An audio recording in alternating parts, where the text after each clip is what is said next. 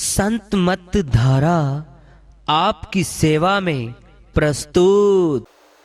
यहाँ आकर भी जब द्वैत रह जाता है, जब घृणा रह जाती है, जब दुख रह जाता है, जब संसार की सोच रह जाती है, जब अपना और पराया रह जाता है, जब मैं और तू रह जाता है, मैं और तू रह जाए, मैं तर जाऊं, तेरे से पहले मैं तर जाऊं, तुझे क्यों मिले गुरु तेरे से पहले मैं पा जाऊं, तुझे क्यों मिले ईश्वर तेरे से पहले मैं पा जाऊं। अगर मैं है तो तू भी रहेगा, और तू है तो मैं कैसे बनेगा, और मैं है तो तू ही रह जाएगा। समझ आई? सूफी संतों में एक कहावत है, किसी संत ने अपने ईश्वर के सामने जाके दरवाजा खटखटाया, उसे नहीं पता था दरवाजे के पीछे ईश्वर है। दरवाजा खटखटाया, अंदर से आवाज आई, कौन? वो बोले मैं हूं। दरवाजा नहीं खुला। दूसरे दिन फिर गया, अंदर से आवाज आई, कौन? बोला मैं हूं। ऐसे ही करते करते बड़ा वक्त बीत गया, तब उसे समझ आई कि कुछ तो बात है। मैं तो सिर्फ इतना कहता हूं, मैं हूं, और तो कोई बात होती ही नहीं, लेकिन दरवाजा तो नहीं खुलता, इससे आगे बात भी नहीं हो पाती, तो इसी में कुछ है। ईश्वर कृपा हुई, जो बार बार जाके दरवाजा खटखटा रहा था, ईश्वर कृपा तो आई, वहां तक तो पहुंचा था, तो उसके बुद्धि में ईश्वर ने विचार डाला कि क्या है चक्कर, सिर्फ इतना ही तो कहता हूं। वो पूछते हैं कौन है, और मैं कह देता हूं मैं हूं। तब समझ आई। अगली बार जब दरवाजा खटखटाया, पूछा कौन है, उन्होंने कहा आप ही हैं। दरवाजा खुल गया। यह है द्वैत से अद्वैत का सफर। जब तक मैं है तू बरकरार है, जब तक तू है मैं भी बरकरार हूं, और मैं से भगवान का बैर है। क्योंकि मैं क्यों हूं? अगर मैं हूं तो वो कैसे है? सच में हम हैं नहीं, हम दिखते हैं, और ये जो हमें हमारे होने का एहसास है, ये हमारा शत्रु है। ये जो हमारे मैं को हर वक्त कायम रखता है। मैं कौन हूं? मैं कौन हूं? देखो तो मैं कौन हूं? अपने आप में विचार करो। मैं क्या शरीर हूं? हम जानते हैं मैं शरीर तो दिया था, ले लेगा। मैं शरीर तो नहीं हूं, फिर मैं क्या हूं? मन हूं, जो सबसे बड़ा बैरी है। क्या मैं वो बनूं? वो मन जो हर वक्त विकारों की तरफ धकेलता है, जो हर वक्त कभी आंखों के जरिए, कभी कानों के जरिए, कभी जबान तो सबसे बड़ा, सबसे ज्यादा, जो मन इन सब का जरिया बना के हमसे शत्रुता, दुश्मनी निकाल रहा है। क्या मैं वो हूं? नहीं। अपने शत्रु मैं कैसे हो सकती हूं? मैं कैसे हो सकता हूं? तो मैं मन भी नहीं हूं, तो फिर मैं क्या हूं? एक ही बचा ना, आत्मा। तो मैं वो हूं। अगर मैं वो हूं तो भी मैं हूं, क्योंकि आत्मा भी है नहीं, हो गई है नहीं, हो गई है अलग। अगर आत्मा को हम अपना आप समझे बैठे हैं, पानी में पानी को जितना मर्जी आप डंडा लगा लो, दीवार खड़ी कर लो, वो मिल नहीं पाएगा। दीवार हटते ही पानी में ये जो मैं है, ये मैं, ये दीवार है हमारे में, और उसमें ये हटते ही हम वो हैं। तो हम मान क्यों नहीं लेते हैं कि हम हैं ही नहीं, वो है। अगर वो है तो फिर मैं क्यों अपने होने के एहसास को बरकरार रखे हूं? क्यों नहीं मिटा पाती मैं हर वक्त? क्या है मैं क्यों करूं जब उसने नहीं किया? तो मैं क्यों बोलूं जब वो नहीं बोला? तो मैं क्यों कहूं, मैं क्यों बुलाऊं जब उसने नहीं बुलाया? तो मैं क्यों झुकूं हर बार? मैं क्यों झुकूं? मैं ही क्यों झुकूं? और ये मैं ही हमारी शत्रु बनके हमारा विनाश कर जाती है। याद रखो, आसान नहीं है। अध्यात्म जगत का उल्टा है। यहाँ जितना जो अपने मैं को मिटाता है, यहाँ जो जितना झुक जाता है, एक बात को हमेशा याद रखो, दुनिया तुम्हारे सामने है, वो देखे ना देखे, वो तुम्हें छोटा समझ ले ना समझ ले, वो समझ लेता है। और समझाना किसको है? किसको है? उसको है। जो जितना छोटा बनता है, किसी ने संत ने कहा है क्या तू बड़ा हो जाना और तू अपने आप का सबको बड़ा समझ के और जो भी है दमन करना या जो भी झुकाना, दमन करना झुकाना एक ही जैसी बात है। किसी ने कहा है क्या? जितना हम दूसरे को झुका रहे हैं उतनी हमारी मैं कायम हो रही है, उतना हमारा कर्म बढ़ता जा रहा है, उतनी हमारी ईश्वर से दूरी बढ़ती जा रही है। याद रखो, हमारा हिसाब ईश्वर को करना है। ये बंदे कितने दिन साथ हैं, और जो इस संकल्प को अपने अंदर अंगीकार कर लेता है, मिटना है। आज यहाँ नहीं तो वहाँ, वहाँ नहीं तो यहाँ, कभी तो मिटना पड़ेगा। आज ना मिटू तो कल मिटना पड़ेगा, मिटे बिना तो वो नहीं मिलेगा। और मिटेंगे नहीं तो भैया आज ना मिटो, कल ना मिटो, परसों ना मिटो, फिर ईश्वर तो नहीं मिलेगा। मिटने का नाम अद्वैत है। एक कैसे रहेगा? अब तक तो मुझ में यही इच्छा है, इससे ज्यादा सम्मान मुझे मिल जाए, इससे ज्यादा बड़ी मैं बन जाऊं, इससे ज्यादा ज्ञान मुझे मिल जाए, इससे ज्यादा साधना मेरी ऊंची हो जाए। इसका अर्थ क्या है? मैं अलग हूं, ये अलग है।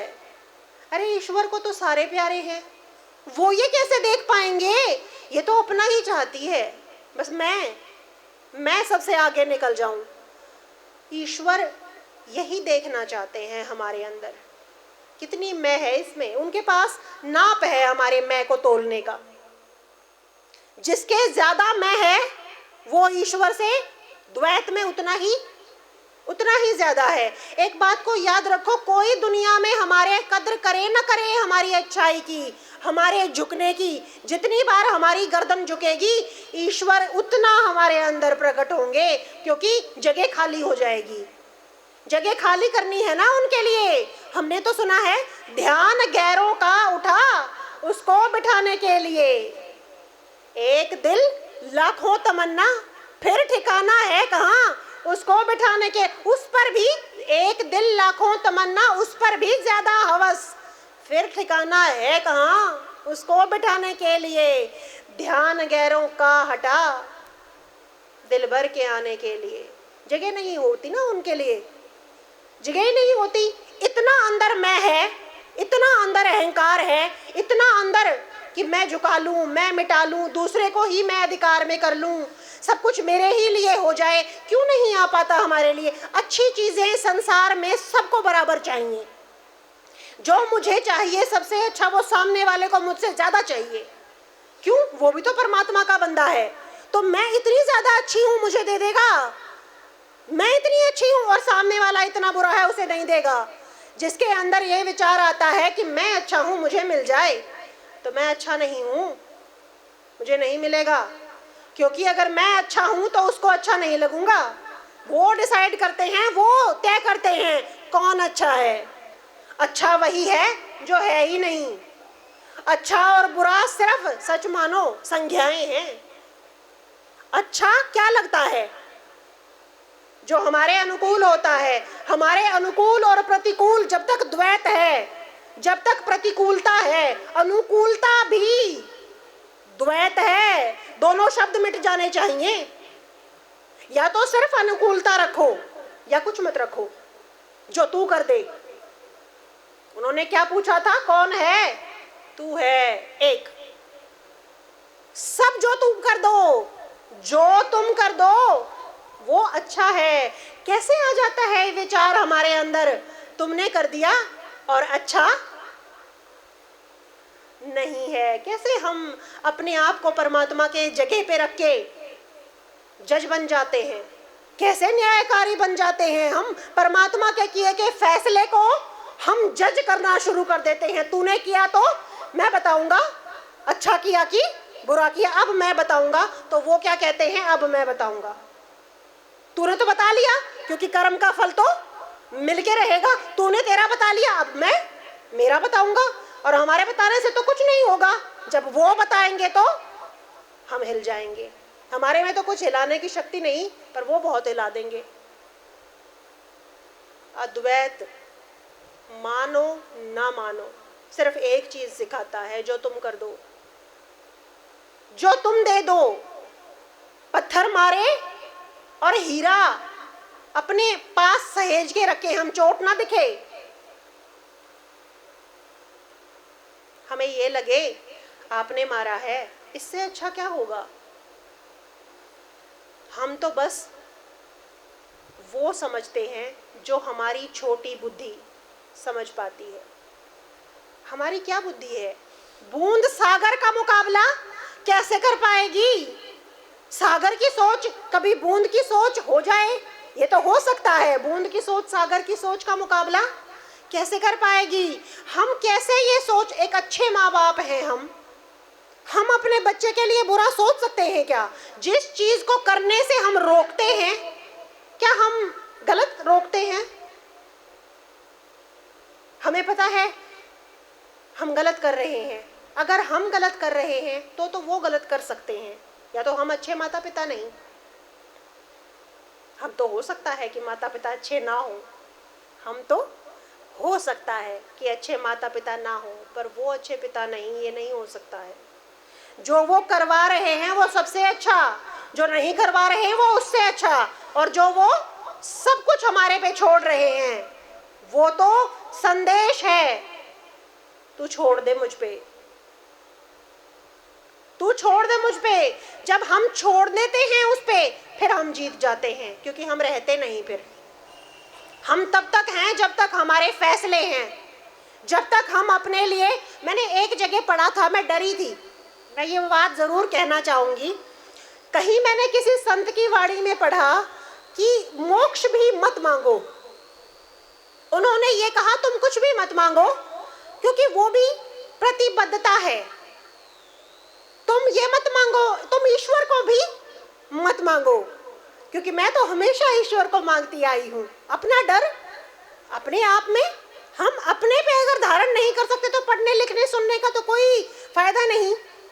तो उस पे मैंने विचार किया कि मोक्ष भी मत मांगो, ईश्वर को भी मत मांगो। ये सही भी लगा, और क्योंकि संत गलत तो नहीं होते हैं, लेकिन सबसे पहली और आखिरी बात यही है कि जब सब कुछ नहीं मांगते तभी ईश्वर का रूप हो जाते हैं। एक और बात आती है, मैंने बहुत जगह पे ये सुना, किसी नाम की ज़रूरत नहीं, किसी विधि की ज़रूरत नहीं। जो ये गुरु नाम देते हैं ये गलत है, जो विधि बताते हैं ये गलत है। मैं किसी का नाम लेना नहीं चाहती, ये एक आम बात हो रही है, कोई भी कहे चाहे हम भी कहें। इससे दो बातें आती हैं, जैसे कि द्वैत है, संसार है, दो बातें क्यों आती हैं? संसार है तो दो बातें आएंगी, उनके विचार अलग हमारे अलग, एक सही एक गलत भी है। अगर हम ये कहें हम अपने आप को सुधार लेंगे, हम अपने, उसका अर्थ क्या है?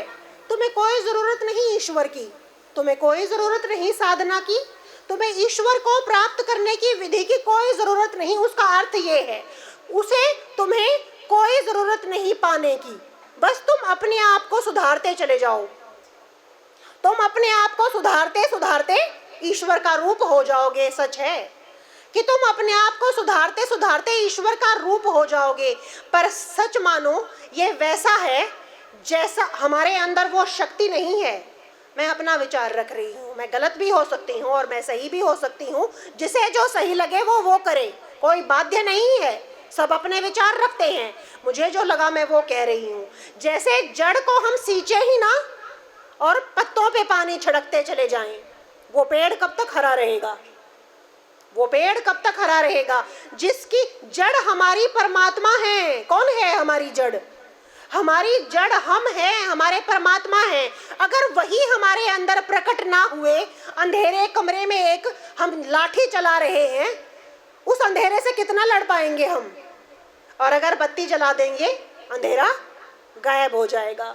अगर बत्ती ही नहीं जलाई, उस ईश्वर का साथ ही नहीं लिया, उनको अपने अंदर प्रकट ही ना किया, तो कैसे हम अपने अंधेरे से लड़ पाएंगे? अंधेरा तो कुछ नहीं एहसास होने देता है।